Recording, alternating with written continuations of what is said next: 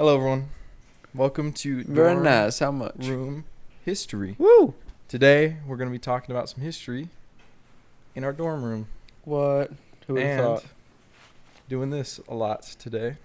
Dude, I can't believe you showed your toes on. Well, I got socks on. Okay. I know everyone who's just listening to audio, they're turning on the video quick so they can see that. No, I'm not doing a foot reveal. I got socks on, so you don't get too excited, anyone. Well, listen, here's the deal with this kind of podcast that we do. Yeah. Here is you just got to crank right into it usually. High budget, yeah. High budget. We can't be spending so much money just recording Right. intros. So I'm going to just get right into what everyone's been waiting for. What happened this week in history? What happened? What the freak happened? I don't know. Everyone's panicking. They don't know what happened. Well, calm down. Calm down. I'm about to tell you. First of all, major event. In 31 AD, Okay. the first Easter, according to the calendar maker Dionysius Exiguus. Okay. I don't know if I pronounced that right. So that's when Jesus did it again. Did it again. So at least according to that calendar maker, that's when it went down and everything got real serious. In other news today, also this week, apparently in 1837, Canada gave black people the right to vote. Oh, big. So that's- 1837? Yeah. Dude, that's so early. What the freak? Yeah, they were there. Canada's always Dude, shout out Canada this been week. on the bleeding edge of that kind of thing. You know? Yeah, 1837 is so Yeah. early. So that's Not that I'm saying exciting. it's too early. I'm just saying Jeez. Can we slow down a little bit?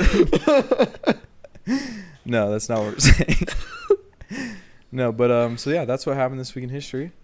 So with that being said, obviously everyone knows this week we're talking about something that's pretty exciting. We kind of been teasing it actually for a few weeks now. We've been if you think teasing about it. Well, because the last 3 weeks been on, or last 2 weeks and then this week been on the exact same thing, just in different areas. Yeah, exactly. And so we kind of been like, these homies, they're coming, they're around here. They're doing something. They're doing something, but you don't know exactly what it is. But now we are getting to those homies. Let's go. So So- tell us about it. Yeah, so we hit the Crusades in Europe, we hit the Crusades in the Middle East, and now we're going to get to the Crusades in Asia, except the Crusades are just going to be a side part to our story, but they will be part of the story. Okay. Okay? I'm going to start you off with a story. In sometime between 1215 and 1220, there is an empire called the Khwarezmian Empire. That's a sick name. I'd practice spelling it like 8 times, and every time I would try to practice spelling, I'd put it in Google, and it was like there were no results for the search. Unfortunately, it did not exist. Finally, I figured out how to spell it. Oh, okay. So. But the Khwarezmian Empire is going to be one of the 3 empires that is going to be. They're going to kind of be characters of our episode today. Mm-hmm. But the Khwarezmian Empire is an Islamic empire. It's an Islamic caliphate, and it is in the Middle East. So if you have a world map, pull it up, look at it. The Yep. Khwarezmian Empire is kind of where modern day Afghanistan is today. Okay. That area, okay, maybe a little bit northern of that. My boy's over there. Yep, they Well- believe in Islam, and they're getting to be very, very powerful. The Khwarezmians' leader, his name is a Shah. Mm-hmm. His name's Muhammad. And Muhammad kind of wants to know just what's around him. I'm a big dog. Let's go find out some other empires around me, and let's Yeah. just start some trade. He's like in Civ, still got the fog of war. He's like, let's go send some scouts Let's out explore. here. Let's just see what's See what's going going on. on. Because he knows he's like one of the most powerful empires on the block. Yeah. Because he's been beating everyone up. Shout out all my Civ fans out there if you know what I'm talking about. Yeah. Shout out Civ fans. And then, so he knows about China. Mm-hmm. He's heard rumors about China, and so he sends a spy out and he says, go check out what's going on in China and tell me what they're like over there. And so the spy gathers some people together, and it's like kind of a little group, like the Fellowship of the Ring, but this time they're Islamic and going to China. Okay. They have no rings. Yeah, so it's like the Fellowship of the Ring, but just the Fellowship of going to China. Yeah. That's sick. And so they start going. In the distance, they see a big white mountain. And as they get closer to the white mountain, they realize it's not a white mountain. It's a giant pile of bones. Oh. Stories and stories and stories tall. Whoa. And then as they continue on the road to Beijing, which is the Chinese capital, the road starts to get marshy and muddy. And they find out it's from the massive amount of dead bodies Okay. that are just laying around. And the stench is reportedly so bad that people get sick and die. Oh.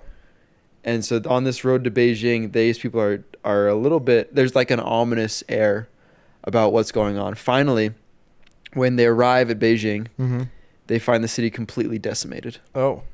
Only a few people live there. Dude. And imagine you this summer, let's do a trip to China with all your friends. Uh-huh. Show up. China isn't real. It's gone. That would be crazy. That's basically what is happening Yeah. right here. There's a few people left living there, and there are rumors. The story that's been going around is that there were 60,000 virgins in China that all jumped off this huge, super tall cliff to escape the same fate the city suffered. Whoa. And so 60,000 is a lot. 60,000 is a lot. I don't know how accurate that is, but that is what the story being told. Oh, okay, gotcha. And it's rumor, so you know it's completely accurate. Yeah, and it's history, so probably everything's So correct. probably it's 100% true. But the spy and his crew has to go back to the Khwarezmian Empire and tell the Islamic Shah Muhammad that not only was Beijing and its surrounding countryside some of the most advanced, sophisticated buildings they'd ever seen, with massive walls, massive amounts of like housing for huge populations, huge rice fields, great infrastructure. Not only did they have to go back and tell them that China was an incredible civilization, but also that there was some kind of people out there that could take that civilization down. Dang.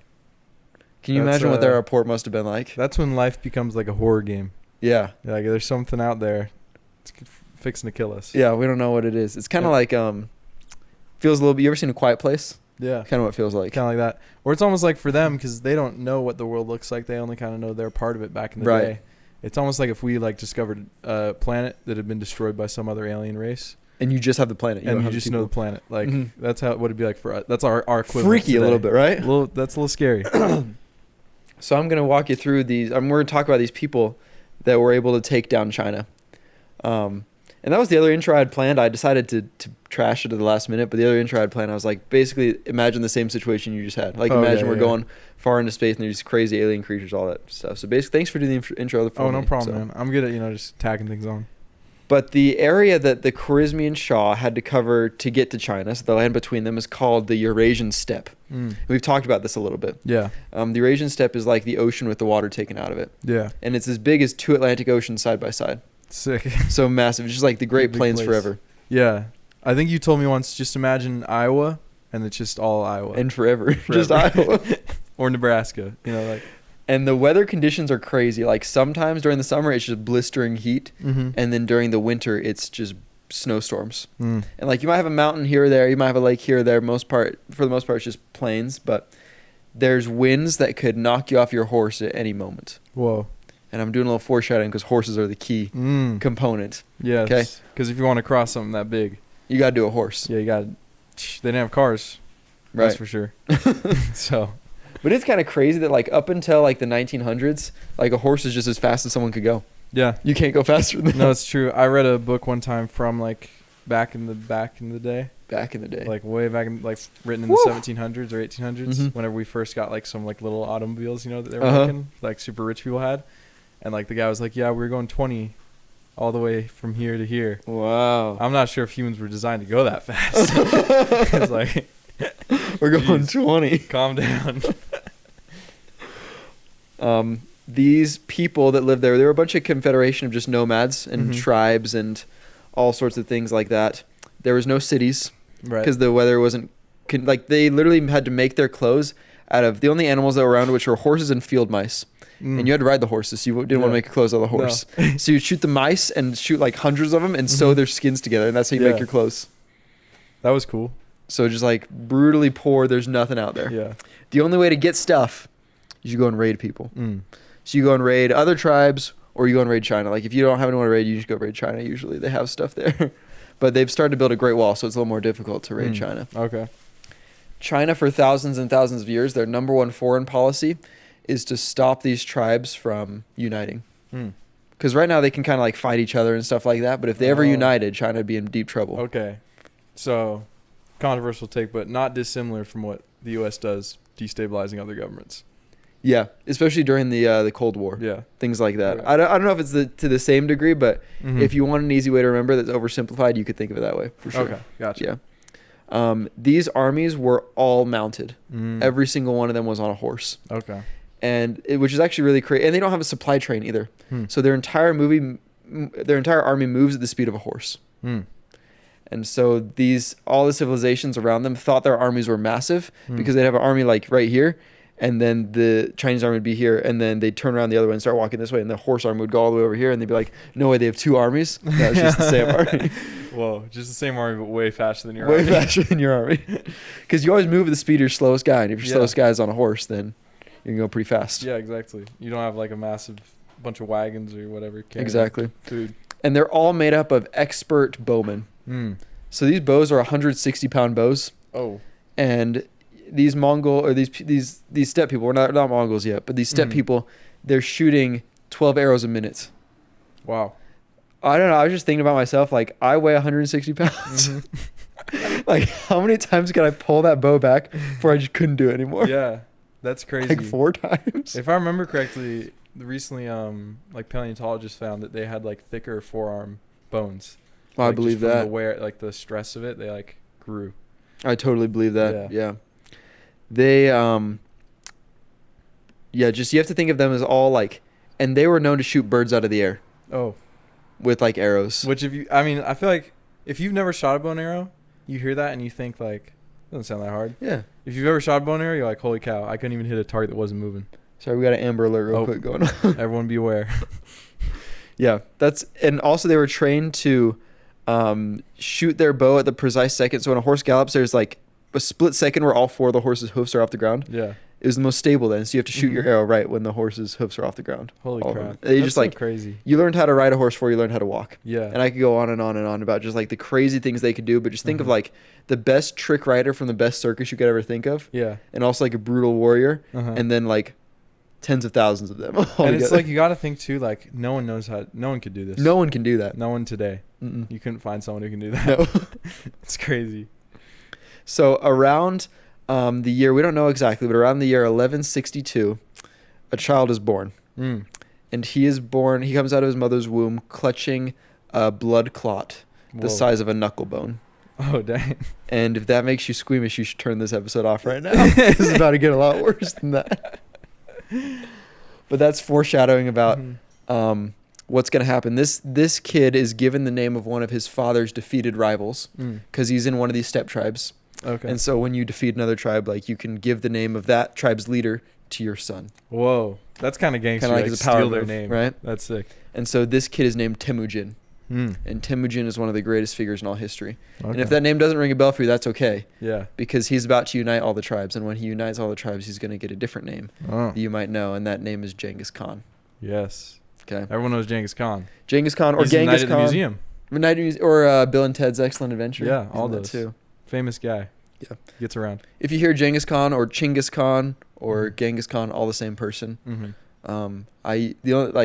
I heard a historian one time say the only thing you should be in terms of pronunciations is consistent, which I'm never. So I'll just do the best that I can, and sometimes I'll call them different things. But there you go. When he grows up, he unites all the tribes, and then he holds a meeting. And this has also never been done before. BTW. Okay. No, already we're getting to places that have never He's an no one's ever innovator, gone dude. before. Yep. In my business class, we were talking about roll-ups today, Uh-huh. where you own a company and then you buy a bunch of other companies that are like your company, Yeah. and just like then it makes it worth way more. He did a roll-up of the steppe He did a roll-up. region, you could say. And this is, I mean, if you remember, this is China's greatest fear. That something like Yeah. this will happen. So already we're like just a few years into his life, he's done that. Okay. So he's like, by the way, frick you, China. Yep. Something that's never happened for 4,000 years that There you horse go. nomads have been living on the steppe. Let's go. And we're just beginning his story. So in 1206, he calls a meeting, which is called a Kurultai. Okay. And he says, everybody that lives on the Eurasian steppe must come. Now, if you remember, the Eurasian steppe is really, really big. Yeah. And like Russia is part of the Eurasian steppe. Oh. And so like there are people in Russia who like didn't even know this was happening. Oh. Because it is like years ride on a horse, you know? And so Genghis Khan says this about who needs to come. He says, if you remain in your own locality, you will have the fate of a stone dropped in water. You will simply disappear. Whoa. So basically he says, if you don't come and submit to me at this meeting and you live on the Eurasian steppe, I will kill you. Dang. So imagine you're just like an average Russian, like Middle Ages serf. You're living on your farm. Like you are years ride away from where he is. But now all of a sudden you didn't submit, and now like, all right, you Dang. made a pact against him. Dude, why do leaders in history have literally the dopest quotes of all time? Like some of the stuff Caesar, Napoleon, this guy say. Mm-hmm. I'm not saying like I condone all the actions of Caesar and Napoleon, but like Kind of sick though, right? kind of cool stuff that they're saying. Genghis Khan is probably the greatest strategist of all time. Hmm. And the difference between like a strategist or a strategist and a tactician, Mm-hmm. there's like strategy and tactics, right? Strategy is, a famous general once said, if you are the best strategist you can be, then you've already won the battle by the time you get there. Mm. Because he just is perfect at setting up his troops in certain ways. Okay. His most famous tactic is called the feigned flight, Mm. where basically he'll get a hired group of Mongol actors Mm-hmm. to go out there, engage the other army, start Mhm. firing at him, and after like on a signal, after like 5 minutes, flee in terror, like start retreating. Oh. And so then as the other army pursues the Mongols Mhm. and starts getting out of their formation, then these guys will do a 180 on their horse, Mhm. sit backwards and just start shooting at you as you like are chasing them. That's so crazy because there's literally no other army in the world at this time that could run away and also attack you at the same Yep. time. And so people are like, what the crap? You know what's actually super interesting about what you brought up, though, is I feel like in most pop culture media, like we talked about, or just most people that I talk to, I feel like Genghis Khan is kind of portrayed as like just like this barbarian that like he's just like all he knows is violence and blood and like not a smart guy. Yeah. Like you wouldn't think of him as being like This the dude- greatest military strategist ever. Which is kind of interesting how he just like categorized them as that because they didn't have like a city. Yeah. No, I mean, he couldn't read and write, but you put an IQ test at this dude, Mm-hmm. he's going to be off the charts. Pretty smart. Yeah. That's crazy. He's a genius. And he is probably, if you're making a top 10 generals of all time list, he's Mhm. probably number one. Okay. And the crazy thing about him is he does something called promoting based on merit, Mm. which means if you're good at something, Mm-hmm. no matter where you came from, he's going to promote you. Mm. And so there's a guy named Yebe, who's Mhm. actually a leader of one of the other tribes that Genghis Khan defeats. Yeah. And this general, Yebe, actually shoots Genghis Khan's horse out from under him. Whoa. And so after he defeats him, Genghis Khan goes over to him and makes him second in command. Dang. He's like, you did something really good. I'm going to put you next Yeah. in command, which is something no one else would ever do. Which, yeah, it's very unique because at the time it was a lot more like status family. Yeah, kind it's of your things. family, right? Yeah. You can buy a position in the Mhm. British army or whatever like that. And so Yebe, who we just talked about, and then another general we're going to talk about later, Subadai, Mm. his two main sub-commanders, are probably also on your top 10 generals of all time list. Okay. He's kind of stacked. This Yeah. dude's like 2016 Warriors. Exactly, yeah. Just a wicked, powerful army. Uh-huh. And this is when Genghis Khan, when he gets all these things together and all this stuff set up, this is when he officially becomes the Great Khan. So Khan is like a title. Okay. Khan translates in Mongolian to be king of the universe. Oh, So just if you want to know how he not felt too much about it. hubris there. Now, one of the biggest questions when we talk about the Mongols is how good are they? Mm. Okay, this is just, and you were kind of touching on it earlier, right? We label them as barbarians, and the general consensus of Genghis Khan is all he knows is blood and violence. Mm. But there's also a group of, they're called revisionist historians, Mm. who will try to say that, you know, Genghis Khan, he did kill a lot of people, but also, like, look at the long-term benefits of it. Mm. Like, he combined China with Mongolia, with the Islamic world, and, like, started trade and spread religion, and he was actually religiously tolerant. Mhm. And they look at all these good aspects of his long-term effects, Okay. right? I don't have a degree in history yet. I'm working on it. Mhm. But if I don't like to usually take sides on these arguments, but I'm going to take a hard side here. Okay. Everyone get ready. That the Mongols are not good. Mm. Okay, overall, it's just like you have to understand in all of Genghis Khan's conquests, there is never a high-minded outcome that he's hoping for. Mm. He's never like, well, I'm going to do this so then China can start to trade with Islam in the future. Right. You have to understand the desire for rape and Mhm. loot. Like, Mhm. those are the two things he's after every single time. Okay. I was listening to an audiobook to prepare for this, and the guy in it said, you know, I was thinking of every single time the Mongols raped another 10,000 people, Mm-hmm. I would ding a bell. Mm-hmm. He's like, but then I realized I should be dinging the bell the entire thing. That's crazy. Like, it's horrible. There's a National Geographic study says that 1 in every 200 humans on this earth is a Mhm. direct descendant of Genghis Khan. That's crazy. But he's not like the Romans where he's going to go conquer people and like incorporate them into an empire. No. He's just conquering for conquering's sake. Conquering It's so he sport can for rape him. you and loot your city and then kill all your people. Yeah. Yeah. And there's things like that he put into place. I'll give you an example. The Mongol Yasa, Mm-hmm. which is their law code, Mm-hmm. Genghis Khan's law code that he puts into place, and people are saying, well, you know, he has this strict law code, so now there's peace. Mm. So now you can send a trade caravan from Afghanistan to Mongolia and it'll be safe. Mm-hmm. Well, the reason it'll be safe is because the Mongol Yasa says if you don't pick up the string that the guy in front of you dropped, then your head gets chopped off. Oh. And so it's like extreme obedience. And later we'll see the Queen of Georgia, which is a place in Europe. She's going to be like, I can't believe how the Mongols were so obedient to their commander. Well, yeah, because the Mongol Yasa says you'll get killed if you don't do exactly what you're supposed to do. That makes sense. Yeah, I would be obedient as well. And so there's lots of things like that where Genghis Khan is governing by terror, and by doing so, technically, I mean, yeah, there's going to be more peace. But I mean, I think if we brought like a Chinese dude back in a time machine from like 1250 and said, like, are you grateful that like long term the Mongols helped China trade with your country? He'd be like, no. No, did not like that. Yeah. But the death toll of Genghis Khan directly, just him, not even the whole Mongol Empire, is somewhere between 20 and 70 million people. In case you're wondering the numbers on something like the Holocaust, it's 6 million people. Oh, wow. Right. Okay. So minimum, it's more than 3 times as much. Wow. Right. So just keep that in mind when you're, every time you see you see a great consequence of the Mongols, keep in mind that they're trying to rape and loot everyone. Good. Yeah, I just have like some quotes here that I was thinking about reading from historians of just people that are saying, you know, the Mongols, I'll read this one. It says, Genghis Khan's invasion of China in the 13th century shook up what had become a stagnant country. Ensuing mixture of Mongol military tactics and expert horsemanship with Chinese iron technology and administrative know-how led to political unity, a flourishing commercial sector, and expanded trade routes. So basically they're saying, like, look at all these positive long-term benefits, but just like we talked about, that wasn't his plan. Yeah, nothing is ever worth 70 million people dying. Right, exactly. Yeah. All right, well, let's talk about the Mongols are going to invade 3 major places. We're going to start with China. Another one of these things that people always say, you know, is like sometimes the Mongols spared people. Well, sometimes the Mongols spared people specifically when they were invading China in the Islamic world.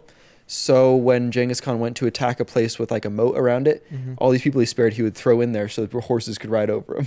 Dang. It's like he did spare people, but for that. So not good reasons. Yeah. But if you just remember, the Chinese invasion is what we talked about at the start. Remember Beijing, the story I told you, Beijing at the start. There's some interesting stories surrounding that, but we're going to skip over that. And I think the Islamic invasion is much more interesting, so we'll talk about that instead. The Khwarezmian Shah's empire, who we talked about, he was the guy sending spies out. He was kind of the undisputed most powerful empire in the classical world, which the classical world is like the Middle East and Europe and Northern Africa in that area. Undisputed most powerful. And then Genghis Khan is coming over from Asia. And it's kind of, you have one of those scenarios where like, you know when boxers will like trash talk each other and like they're both undefeated, so you like have no idea who's gonna win, and this guy says something, this guy says something, and then after the fight you're like, well, how do we ever think that dude had a chance? That's kind of what's going on. Like the Khwarezmian Empire is undefeated, and like the Shah is trash talking Genghis Khan, and so he comes over and then he just wipes him out. Like, bad. Just don't trash talk Genghis. There's some interesting like foreshadowing that happens though. There's a line that I like when the Shah. The Khwarezmian Shah's dad is actually in power, and he's dying on his deathbed. He is speaking to his son, who's going to be the new Shah, and he says, hey, you know there's people to our east, just like some random nomadic peoples, not the Mongols, just some random nomadic people. He said, leave them alone. Don't expand your empire that way. Stop expanding to the east. And the Shah's like, why? Like, I want to just grow the empire to the east, like, and they're nomads, like we can take them over easily and use their resources. He says, those people are a wall behind which lie terrible foes. Wow. And he's totally right. Yeah. 100%. Right. And so the Khwarezmian Shah does it anyway, expands that way, and runs straight into Genghis Khan and his Mongols. Big mistake. And the Muslims are embarrassed by this attack because if you remember at this time the Crusades are happening, and so both the Christian and Muslim people think God is on their side. And so you should win. And so sometimes the Crusaders will win battles and say, you know, God is on the side of Christianity. And sometimes the Muslims win battles and say, God is on the side of Islam. Well, when Islam just gets decimated, like all of a sudden, like, is God on your side at all? If that's the whole basis of all their wars. Really, really embarrassing. And like the same thing's going to happen to Christianity. So don't think it's just like God's on the Christian side too. So there's I love this quote from a Muslim historian of the time. Like, just keep in your mind that there are people that are trying to say like the Muslims should be grateful for the Mongol conquest because it helped out their civilization with trade and stuff. This is what the contemporary guy said. He said, for some years I was scared to mention it, the invasion of the Mongols, deeming it so horrible that I shrank from recording it and was withdrawing one foot as I advanced the other.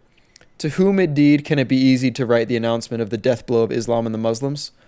Oh, would that my mother had not borne me, or that I had died and become a forgotten thing before this had happened. Yet some of my friends urged me to write this history, so I did. Mm.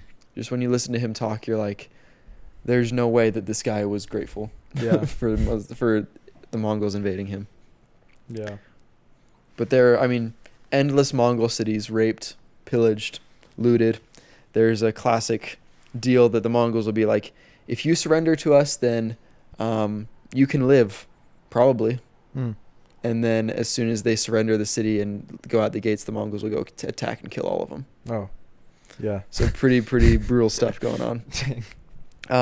The Khwarezmian Shah starts fleeing his empire, Mm-hmm. and he goes over to an island on the Caspian Sea. Okay. If you don't know where the Caspian Sea is, it's probably the last place eastward you can consider the Middle East. Mm. And he dies of an illness there while Mongol troops are circling the like Caspian Sea the entire time, just like Wow. basically keeping him on that island. Okay. It's like pretty spiteful. They're not Yeah, letting him leave. They're not going to let him go. Dang. Some Mongols, he actually escapes like and gets onto the island just in time. And some Mhm. Mongols get so mad they literally charge their horses into the water and drown them. What the crap? They're so mad that he Dang, got these away. homies, like, do not have any chill about anything ever in their life, ever. Nope. Remember we talked about Genghis Khan's two sub-commanders? One of them was Subadai. Mm-hmm. He's the one that was sent to go take down this Khwarezmian Shah. And as he's over by the Caspian Sea, he starts to hear rumors. And it says in the secret history of the Mongols, which is the history they wrote themselves, Right. it says he hears rumors of narrow-faced men with light hair and blue eyes. Foreshadowing a little bit more. Yeah. Who do you think those people might be? Narrow-faced men with white hair and blue eyes. Are we talking about the Norsemen here? Yeah, anyone in Europe, basically. Mm. All right. Well, we'll talk about the invasion of Europe now. Subadai goes back to the Great Khan, Mm-hmm. and he requests for 20,000 troops, which is like a small scouting force. Okay. And then, like, I mean, if you compare it to the Chinese armies that were fighting, the Chinese armies had like 400,000 people. Okay, gotcha. Right. Yeah. So like 20,000 people and 3 years to go scout out Europe Hmm. and just see what's going on out there. Okay. He's thinking long term on this. Yeah. Okay. So while we send Subadai on a scouting force, Mm-hmm. let's talk about the Mongols' religion for a quick second. Okay. Okay. They believed in something that they called celestial insurance, Mm. which is the idea that, like, I don't really care who you worship, but, like, as long, I don't know if my God's right or your God's right or, like, Mhm. someone down the street's God's right, but, like, if everyone prays for the Great Khan, then, like, someone's God's will be right. And so then Right. we'll get someone praying for him. Celestial insurance. Nationwide is on your side. That's what type of beat. But there are a few Mongols out there that are Nestorian Christians. It's a little different brand of Christianity. We're not going to spend a lot of time, but they just know they are Christians. And the point of this is the Christian world who's fighting the Muslim world right now in the Crusades. They're in deep conflict. Right. They start to hear rumors of some Christians in the East Mhm. because there's a few Nestorian Christian Mongols. Okay.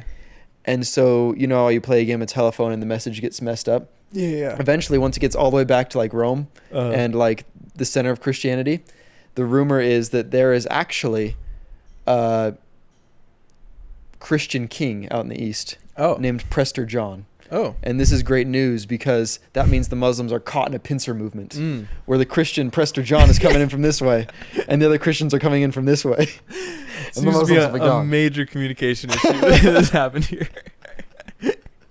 And so they're getting all excited and stuff. Dude, this is why we invented Slack. Just in case anyone's wondering. If the Roman Empire had Slack, they probably would have been okay. And so you can see, like, I mean, these people, the Christians have no idea what's coming for them because as soon as the Muslims just got hit, now the Christians are about to get hit by the same thing. And they're thinking like, yes, Yep. we have some buddies out here. All right, so recap, Subadai is on a scouting expedition. Mhm. He runs into a place called Georgia, Mm. not in America, Georgia. These people are European. It's just south of Russia. Yep. And they are preparing for the next crusade, just as they're doing, right? Because the European world's deeply caught up in these crusades. Yeah. Big thing at the time. Honestly, if you're Georgia, the Mongols could not have showed up at a better time for you. Like, this is Okay. the biggest army you ever had because you're prepping for a crusade. Oh, yeah. Like, so they have 100,000 crusaders. Mm. Okay. And there's 20,000 Mongols on the scouting force just looking around. Okay. And they just immediately decimate all the crusaders. And it's not really close. So just to recap, this is probably the best. There would never be a better scenario Yep. for Georgia to be invaded. This is the best chance they would ever have. and there's a scouting force of Mongols. Yep. And they completely wipe Completely out. destroy him. That's crazy. And so Subadai goes back to a different Muslim town he just raided, and he asks for more supplies, and the Muslim people just literally don't have the supplies. They can't give it to him, so he kills all of them. Oh. And then he goes back. He's like, I'm coming back to Georgia again. Let's see what else we can do here. And this time, though, the Georgians are ready. They've called their friends. They've called the Russians. Okay. There's actually another group of steppe people Mm-hmm. called the Chitans, and another group of steppe people called the Tartars. Mm-hmm. And they're just getting a bunch of their allies together, Right. and they're ready. And on the way over there, Subadai needs help like getting through this big mountain pass because Georgia's a mountain nation. And so he hires a Georgian guide, Okay. and the Georgian guide is secretly not working for him. So he takes him through like the longest, most horrible route you can take to get through all the mountains. Jeez. And so as soon as Subadai makes it back to Georgia, he gets out of the mountain pass and just sees an army of like every single nation just standing against him. Yay. And so Subadai is he can't go back to the mountain because he quickly realizes like the guide took him through the slowest paths. And so if he goes back through the other side, the army's going to be waiting for him on the other side and take a quicker Right. path. And so he's like, what am I going to do? And so what he does, and he uses a weapon that in America, I think today we kind of discount. We say that's a weak weapon. It's a powerful weapon to the Mongols. Okay. Subadai, remember, this is just one of Genghis Khan's sub-commanders, not even the great Okay. Khan himself. Yeah. He uses the weapon of diplomacy. He says, there's some of the steppe people, like the other steppe tribes that are in this confederation of allies. Mm-hmm. He sends them a letter. He says, we have no quarrel with you, which is a crazy thing to say because he just killed like 100,000 of them, like in the Right. city over. So the crazy thing to be like, we have no quarrel with you. He's like, we're all brothers of the steppe. Mm-hmm. Just like, what do you want? Do you want like money or like loot or like whatever you want? Like, we'll give it to you and you just leave. Like, Yeah. we have a problem with the Georgians. We have a problem with you. Right. And so they're like, oh, it's a good deal. And so they ask for like all this loot, and then Subadai gives it to him, and then they And leave. the Mongols have like infinite money. Yeah, So it's not an issue. Yeah. And so he gives it to him, and then they leave. Hmm. And then the Mongols, Subadai swoops down on this demoralized force of allies and just wipes them out. Yeah. And then he, riding at top speed, catches up to the other steppe peoples that he gave the loot to and kills them all. Oh. And takes his loot back. Holy cow. That is crazy.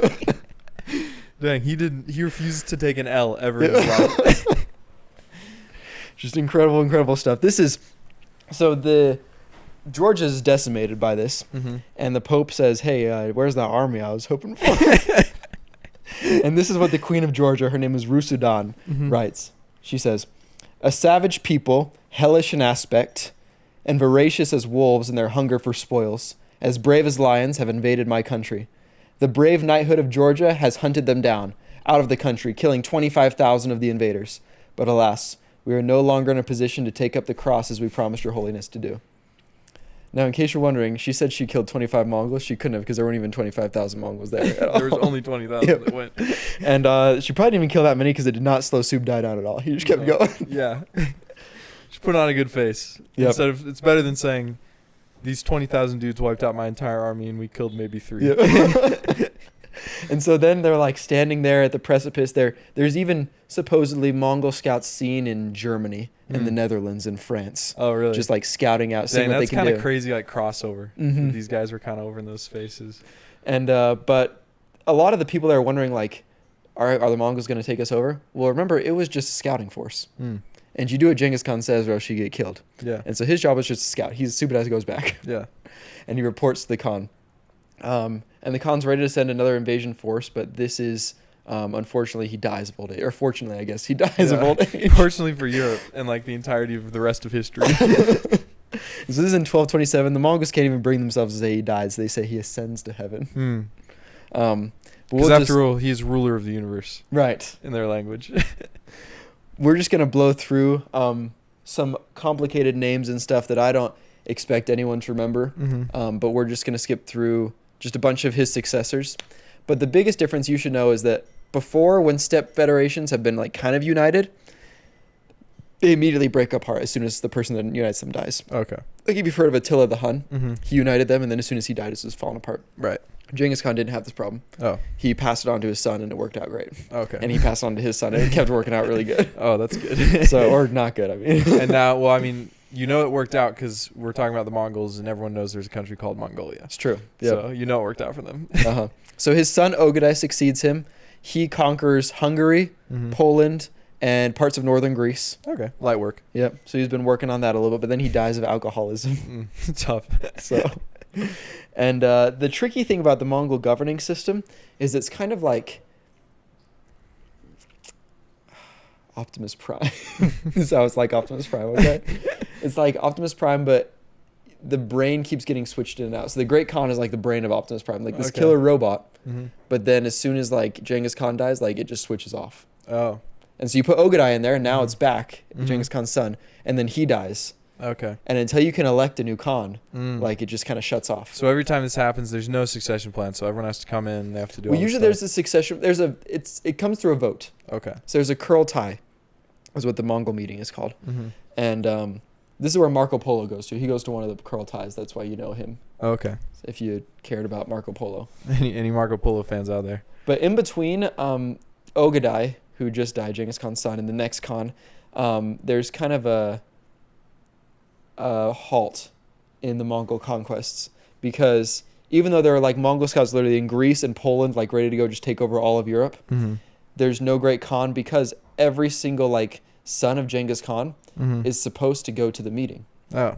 And there's one guy who won't go. He's the guy in charge of Russia. His name's Batu. Okay. Okay. And Batu won't go. Why is Batu not going? Well, he claims it's sickness, but it's not sickness. Oh. What's going on is the person that's probably going to get elected, his name is Guyuk Khan. Okay. And Guyuk hates Batu. Oh. They had beef when they were conquering Europe. And so some of you may have had similar issues with your friends. Yeah, except usually in the Mongols, if you hate someone, like you kill them. Oh, but and so Batu's like, well, if Guyuk gets elected, I'm gonna die. Oh. So Batu just keeps not going. He's like filibustering the meeting. Okay, interesting. So he just keeps not going. And so next year, like, all right, now it's time for another Kurultai, so we can get the brain back in Optimus Prime, so we can keep conquering. Yeah. And then Batu just like, I'm sick again. Still not going. And so it's like 6 times Batu's like, I'm sick. I'm sick again. Like, you'll never believe what happened this time. I'm sick again. You guys will not believe this.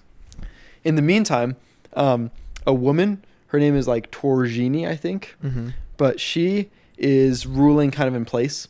She doesn't have like the ability to start new conquests, but she can defend the land they already have. Okay. She, I'm making a case right now, is the most powerful woman that has ever existed in the history of the world. Oh, interesting. She is not only the wife of Genghis Khan, she was also the mother of Ogadai Khan. Oh. And then also either the mother or aunt of Guyuk Khan, who's going to be the next Khan. Okay. And then at this point right now, for these 6 years, she's ruling the entire Mongol Empire, the most dangerous killer army the world's ever seen. Wow. So this, if you're looking for a girl boss, she may have done a lot of rape. Mongols did that kind of thing. It's okay. If you're looking for an awesome girl boss, shout out to people who like girl bosses. This is someone that you're going to want. Shout out Addie. Shout out my fiance who loves that kind of thing. I just had to include her because she literally is the most powerful woman that's ever existed in history, and we know nothing about her. No one knows anything about her. That's crazy. No, like there's like one person in the world, if you were like, do you know who this is? They'd be like, yeah. Yeah. Dang. But anyway, Guyuk does eventually get elected to be Khan because they're like, dude, Batu's just not showing up. We're just not going to worry about it. Okay, they should do it. And so they just do it. And Batu realizes that this is going to happen, so he gets his army ready to go fight against him because he knows he's going to die. Yeah. And then, like, the day before Batu gets to Mongolia to fight them, Guyuk Khan dies. Oh. And so Batu's okay. So his plan actually worked out. He just waited until this guy died. Yeah. That's crazy. And so now they got to get a new Khan. But Batu's like, instead of me being Khan this time, I am just going to play Kingmaker. So then he puts a Khan in there, and his name is Monkey Khan. Oh. And this whole thing has been like years and years and years, you know. But I mean, you can tell there's like a legit secession. Like people are seceding, and the Mongol Empire is still intact. Monkey Khan is the last time the entire Mongolian Empire will be united together. Okay. He's the last one that can combine an entire force. And after he dies, the Mongolian Empire splits into 4 what we call khanates, and they're kind of like states. Depending on what history book, you might have like 4 or 5 or 6, but usually 4. And they just are in different areas. So one is China and Mongolia. The other one is Persia in the Middle East. The other one is Kazakhstan, just like the general steppe. And then the last one is Russia. Okay.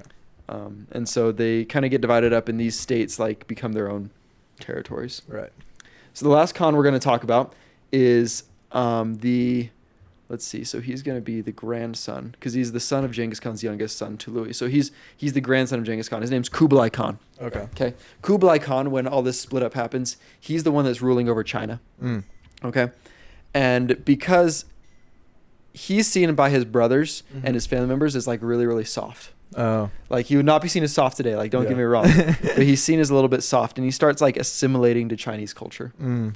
And so he becomes the leader of a Chinese dynasty Oh. called the Yuan dynasty. Okay. And this is basically the Chinese being like, yeah, we're embarrassed that like someone conquered us. So instead of being like, yeah, we were ruled by the Mongols for this time, we're just going to call it the Yuan dynasty. It's good damage control. Yeah, good. So anyways, during his reign, like I was saying, you can technically be whatever religion you want because he doesn't care. Mhm. Does a celestial insurance kind of thing. Yeah, yeah. Right.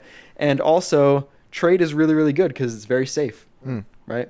But like I said, don't just think it's the best time ever to be living Yeah. under Kublai Not Khan. a great time. Right.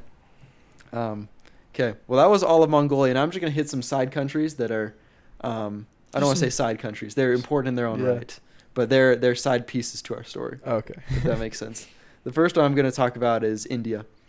So India around this time period, they're actually free from the Mongol conquest, but they're dealing with their own problems. They're dealing with the conquest of Islam over their territory. So Islam's conquering India, and the two religions of Hinduism and Islam now have to mix. Mm. And if you remember, Islam hates Christianity because they believe in lots of gods, according to them. Right. So now imagine what they think of Hindu people.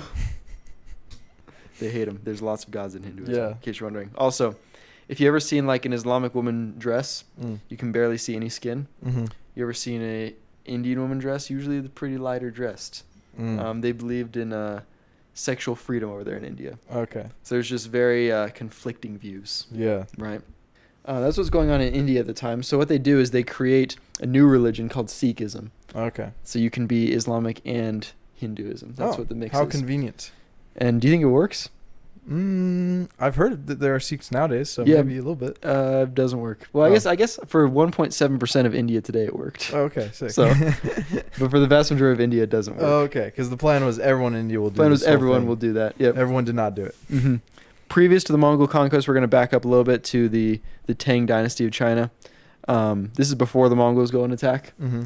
They keep falling and collapsing and stuff, and everyone just blames the Buddhists. Mm. So if you are like, sorry, there's a faucet going on in the background. If something bad's going on in China, then you just blame it on the Buddhists, basically. Okay, During makes this things time. easy. Yep. And so Buddhism is kind of like, it goes through some persecution in China. Mm-hmm.